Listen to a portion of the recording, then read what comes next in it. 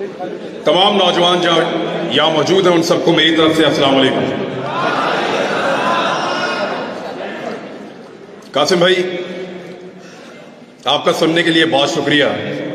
आपको जल्दी जाना था, लेकिन इसके बावजूद आपने कहा कि पहले आप बात कर लो, और मेरे लिए बड़ा ऑनर है कि मैं आपके सामने बात कर रहा हूं। यहां सारे लोग शऊर वाले बैठे हैं, नौजवान हैं, इनके साथ इनके ख्वाब बंधे हुए हैं। यहां बहुत सारे लोगों ने आपको बहुत सारी चीजें बताई हों। इनफरादी हैसियत में आगे कैसे बढ़ना है, आप सबने अपनी अपनी जिंदगी में क्या करना है, यह आप सब बेहतर जानते हैं। मैं इनफरादी मामलात पे बात नहीं करूंगा कि एक आदमी को क्या करना चाहिए, एक नौजवान को अपनी जिंदगी बनाने के लिए क्या करना चाहिए। आप सबका अपना अपना अंदाजा है अपने आप को लेकर। आप सब अपनी काबिलियत को, अपनी हिम्मत को और अपने ख्वाबों को जानते हैं।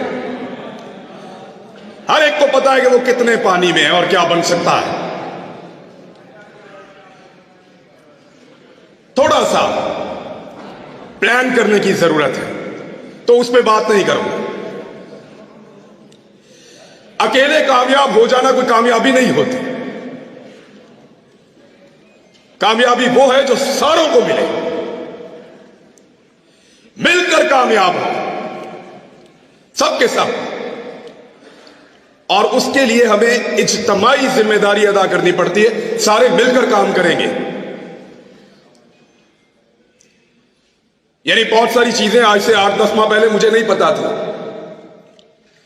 मैंने भी मुताला पाकिस्तान की और माशरती उलूम की वही किताबें पढ़ी हैं जो आप लोगों ने पढ़ी हैं। अधूरा नॉलेज, पूरी तालीम ही नहीं देते, पूरी बात ही नहीं बताते, आपको आधा सच बताते हैं, आधा सच। एक अजीबोगरीब नर्सरी में हमें बड़ा किया जाता है। हुब्बुल वतनी के क्राइटेरिया सेट कर दिए जाते हैं। ये करोगे तो तुम मुहिब्बे वतन हो, और अगर ये लाइन क्रॉस करोगे फिर नहीं हो। गलत किताबें पढ़ाई, गलत निसाब पढ़ाया, सही और पूरी बात कभी नहीं बताई। सही बात पता चलती है जब आप प्रैक्टिकल लाइफ में आते हैं, जब आप उन लोगों के साथ डील करते हैं, फिर आपको समझ आती है कि आपके साथ तो धोखा हुआ है। आपकी राय तो राय ही नहीं है, और फिर आप में से जो खड़ा होता है उसको निशाने इबरत बनाते हैं। क्योंकि वजह यह है कि इस हॉल में मौजूद हजारों लोगों में से एक खड़ा होता है, 2 खड़े होते हैं, सब खड़े नहीं होते। एक की टांगे उतारना, एक की टांगे तोड़ना आसान है, एक का मुंह तोड़ना आसान है, एक को गिरफ्तार करना आसान है, एक की सलवार उतारना आसान है, किसी एक को नंगा करके उस पर तशद्दुद करना आसान है, सब पे नहीं किया जा सकता। इसलिए मैं कह रहा हूं कि मैं इज्तिमाई जिम्मेदारी पे बात करूंगा। अकेले अकेले कब तक लड़ेंगे? वो जंगल में पड़ा रहा अकेला 2.5 महीने तक, इसी लड़ाई में उतरा था। अरशद शरीफ, तकलीफ होती है उसके बारे में बात सुनकर। जब मोबाइल खोलता हूं बीच में आता है वो कहीं, कोई ना कोई तस्वीर बीच में होती है, तकलीफ होती है। अकेला जंगल में पड़ा था 2.5 महीने तक। उसने अपने मुंह से कहा कि मैं एक कमीज के अंदर बार बार प्रोग्राम कर रहा हूं। किसके लिए लड़ रहा था? हक के लिए, इंसाफ के लिए, सबके लिए एक जैसा पाकिस्तान होगा, इसके लिए कोई बंद कमरों में फैसले नहीं करेगा, इसके लिए लड़ रहा था। अगर सब लड़ते तो आज, अगर सब जीतते तो वो भी आपके साथ जीतता। वो नहीं है, उसे अकेला छोड़ा हमने। क्या हम सिर्फ जनाजों में शिरकत करेंगे? एक ही दफा इकट्ठे होते हैं जनाजे में, हर आदमी रो रहा था, मैंने इसके जनाजे को हाथ लगाना है, मैंने इसके जनाजे को चूमना है, मुझे इसको छूने दो। क्यों? इससे आधी हिम्मत दिखाई होती जब वो जिंदा था,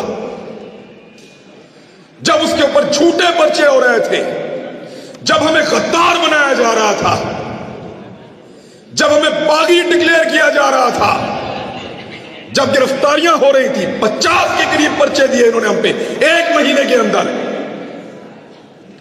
तब खड़े होते ना, उसके जनाजे में आ गए सब। तो इज्तिमाई जिम्मेदारी पूरी करने की जरूरत है, सबको मिलकर करना पड़ेगा, सबको मिलकर करना पड़ेगा, वरना ऐसे ही एक एक करके मार खाते रहेंगे, एक एक करके नंगे होते रहेंगे और एक एक करके हारते रहेंगे। जीतना है तो मिलकर चलना पड़ेगा। यह 2 दिन पहले जनरल बाजवा साहब ने खिताब किया है, अपना आखिरी खिताब। जनरल साहब ने क्लेम किया कि उनके इदारे का सियासत से कोई ताल्लुक नहीं है। मैं आप लोगों से इससे पहले मिला हूं कभी? नहीं मिला ना? आपसे पूछ लेते हैं, क्या आपको लगता है कि जनरल साहब जो कह रहे हैं, general Qamar Javed Bajwa army chief Pakistan, कि उनके इदारे का सियासत से कोई ताल्लुक नहीं है, ये बात ठीक है? चलो जनरल साहब को भी दिखाते हैं ना। जनरल साहब देखें, उधर मोड़ो कैमरा, दिखाओ, मोड़ो कैमरे उधर। जिन लोगों को लगता है कि जनरल कमर जावेद बाजवा ने कहा कि सियासत से फौज का कोई ताल्लुक नहीं है, ये बात ठीक है, वो जरा हाथ खड़ा करें। ठीक है, अब जिनको लगता है कि फौज सियासत में रोल प्ले कर रही है, वो हाथ खड़ा करें।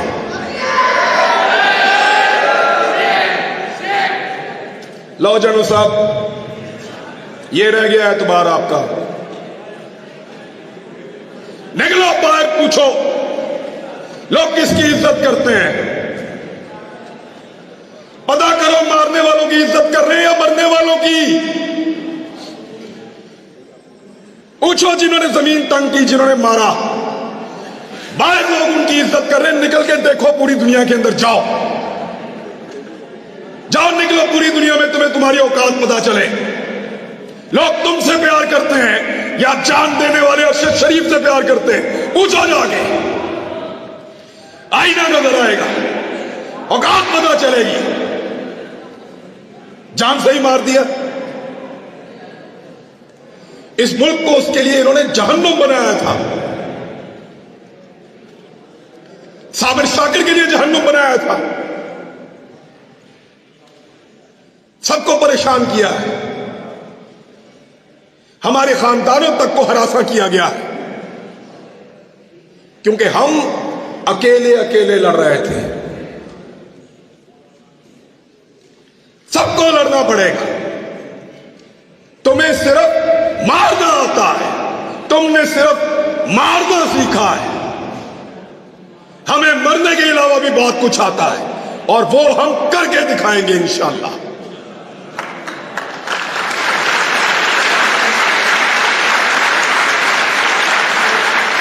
ये नहीं हो सकता कि तुम बंद कमरों के अंदर फैसले करो कि मुझे उसकी शक्ल पसंद नहीं है, वो मेरी बात नहीं सुनता, वो मेरे से ज्यादा मकबूल हो रहा है, वो मेरे मफाद के रास्ते में आ रहा है, वो मुझे ये नहीं दे रहा, वो मेरे कहने के ऊपर ये काम नहीं कर रहा, निकालो इसको, दूसरा लेकर आएंगे। क्यों? तुम्हारे बाप का मुल्क है, हमारा पाकिस्तान।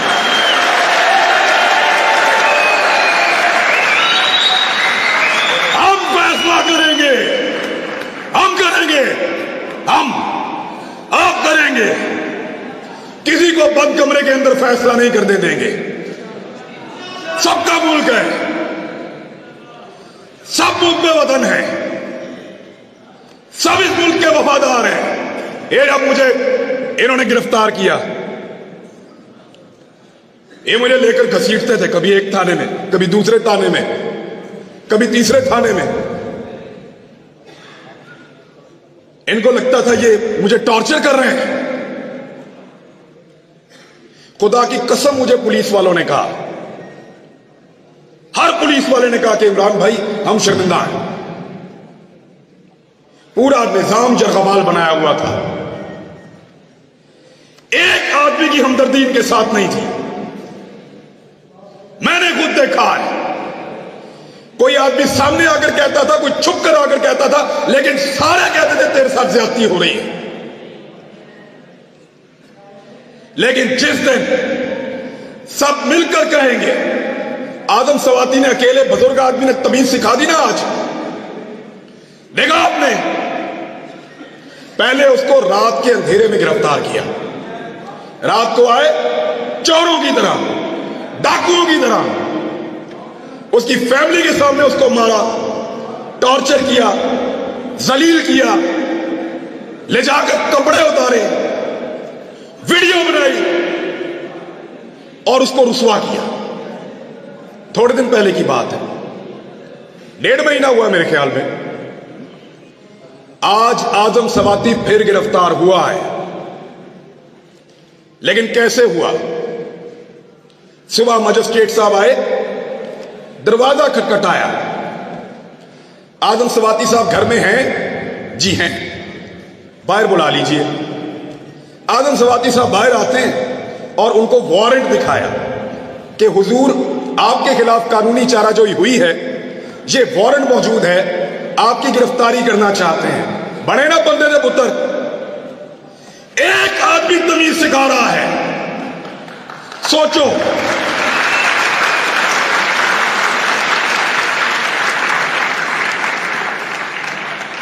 सोचो, एक 74 साल का आदमी तमीज सिखा रहा है।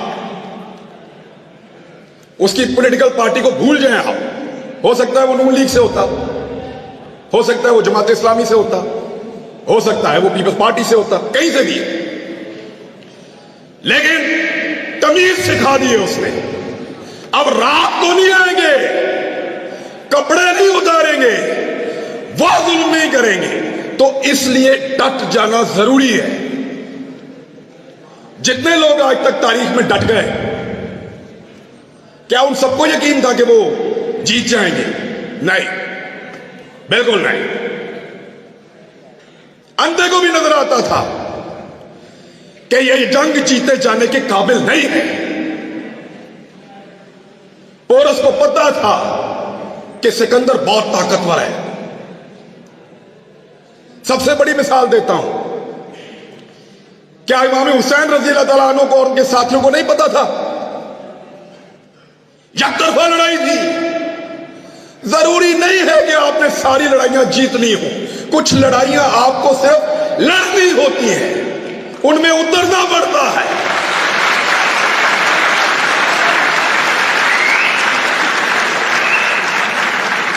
लड़ाई जीतने से मकसद नहीं है, लड़ाई लड़ने वालों में अपना नाम लिखाओ। मैं लड़ा था, मेरी लड़ाई थी, मैं उसके अंदर उतरा, मैं हक पर था, मैं जीता या हारा मेरा अल्लाह जानता, वो फैसला करने वाला। लड़ाई कौन जीता? इमाम हुसैन जीते या यजीद जीता? सबका इत्तेफाक है इस बात पे। तो फिर लड़ाई लड़ना सीखो, लेकिन इज्तिमाई फायदे के लिए। सर को नीचे फेंक देना, मसलिहत के तहत चुप हो जाना, इसको हमारे यहां पे लोग अक्लमंदी कहते हैं। अक्लमंदी नहीं है, बुज़दिली है। मैं भी बुज़दिल था जब तक मुझे नहीं पता था। जब समझ आई तो मैं लड़ाई में आ गया। मुझे नहीं पता कल क्या होगा, इसका अंजाम क्या होगा। ये जो रिजीम चेंज ऑपरेशन हुआ पाकिस्तान में, सारे के सारे इसके बेनिफिशियरी हैं। जिन्होंने किया उनके केस खत्म हो गए। जिसके खिलाफ हुआ, जब मर्जी इलेक्शन कराओ जीत जाएगा। यानी इमरान खान को भी फायदा, शहबाज शरीफ को भी फायदा, जो करने वाले उनका भी फायदा। सब कुछ ना कुछ लेकर गए। नुकसान किसका हुआ? हमारा हुआ है। हमारा एक आदमी कम हो गया है। अगर दोबारा लड़ाई होगी तो हम अपने एक बेहतरीन आदमी के साथ मैदान में नहीं आ सकेंगे। हमारा एक आदमी कम हुआ, अरशद शरीफ। नुकसान तो हमारा हुआ है, फायदा तो सबने उठा लिया है। मेरी आप सबसे गुजारिश कि लड़ाई को लड़ना सीखिए, इस रविश को बदलिए। अगर ये इस्लामी जमहूरिया पाकिस्तान में डेमोक्रेसी है तो फिर सही वाली होनी चाहिए, या तो निजाम को ही बदल दो। ये नहीं हो सकता कि आप दुनिया को पढ़ाएं कि पाकिस्तान में जमहूरियत है और जहां पे आप तमाशा लगाकर रखेंगे, चार बंदे बैठेंगे और फैसला करेंगे और पूरा का पूरा निजाम बदल देंगे। ये नहीं होने देंगे। कहने को मैं और बहुत कुछ कह सकता हूं, फिर इन लोगों को फोन आएंगे, फिर इनसे पूछेंगे मुंतजिम कौन था।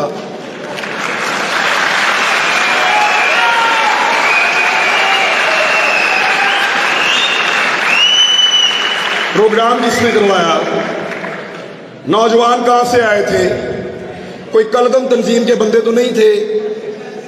यानी फिर इस तरह के सवालात होंगे और हुए हैं। हम अपने दोस्तों और रिश्तेदारों से मिलने नहीं जा रहे।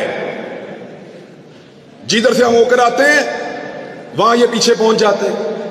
जी आपसे क्या ताल्लुक है, आप कैसे जानते हैं? तो इन हालात का हमने सामना किया और यकीन करें कुछ भी नहीं होता। थोड़ा सा मार सकते हैं, थोड़ा सा नंगा कर सकते हैं या जान ले सकते हैं, कुछ भी नहीं होता। मैंने अरशद शरीफ का जनाजा देखा है, इन हाथों से उसकी मैयत लेकर आया था मैं। खुश नसीब है खुदा की कसम वो भी और उसकी मां भी। अरशद शरीफ को मारने के बाद इन्होंने अगर कोई मौत का डर भी था ना, वो भी निकाल दिया है। मारो सबको।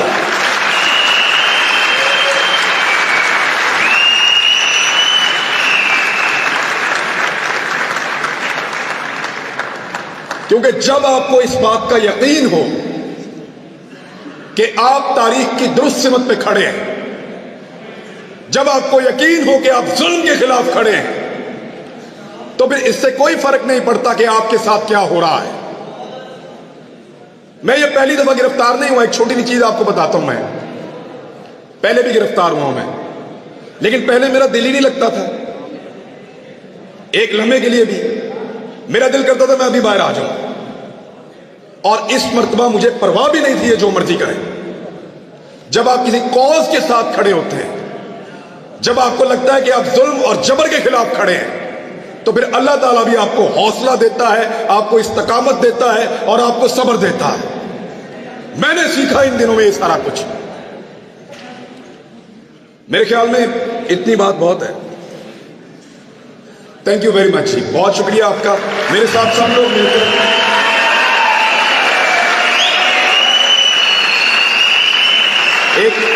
एक नारा लगाएं मेरे साथ सब मिलकर, ताकि हम जाते जाते गद्दारी के सर्टिफिकेट बांटने वालों को ये बताएं कि सिर्फ तुम ही मुहिब्बे वतन नहीं हो। Pakistan, Pakistan. Thank you very much.